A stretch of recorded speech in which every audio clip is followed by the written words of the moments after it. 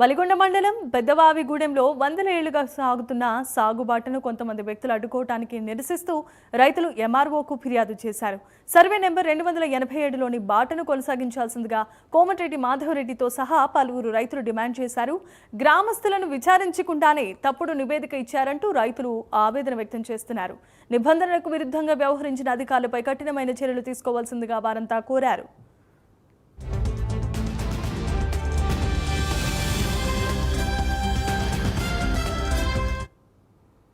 నేను ప్రస్తుతం ఇక్కడ ఉండడానికి కారణం మా తాతల నుంచి పంచుకున్న భూముల్లో పాలు భాగాల్లో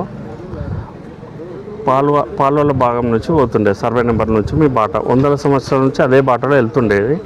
అక్రమంగా ట్రాన్స్ఫారం వేయడానికి ప్రయత్నించారు.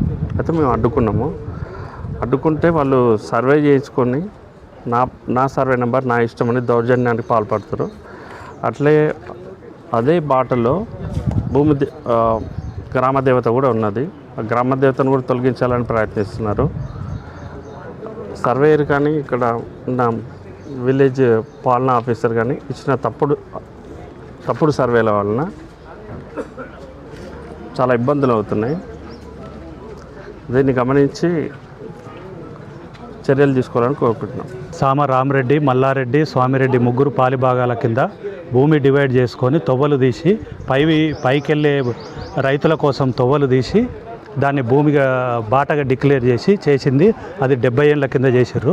ఇప్పుడు దాది ఏదో పాలోళ్ళ పంచాయతీలో వచ్చి ట్రాన్స్ఫర్ అని గుడి పక్కన వేసుకుంటూ ఆ బాటని మా సర్వే నెంబర్లు ఉంది కాబట్టి మాదే బాట, మీకు అక్కడి నుంచి బాట లేదు అని ఈ ఆర్ఐ తోటి విలేజ్ సెక్రటరీ తోటి సర్వే చేపించి అది దొంగ రిపోర్ట్లు చేపించి దొంగ సర్వేలు చేపించి ఎవరి సైడు ఎంక్వైరీ చేయకుండా చేసి అది బాట లేదు,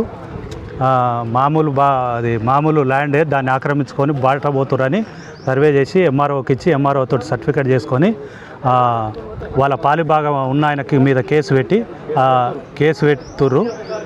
ఆ బాట లేకుండా చేద్దామని, ఆ గుడి లేకుండా చేద్దామని ప్రయత్నం చేస్తూ ఈ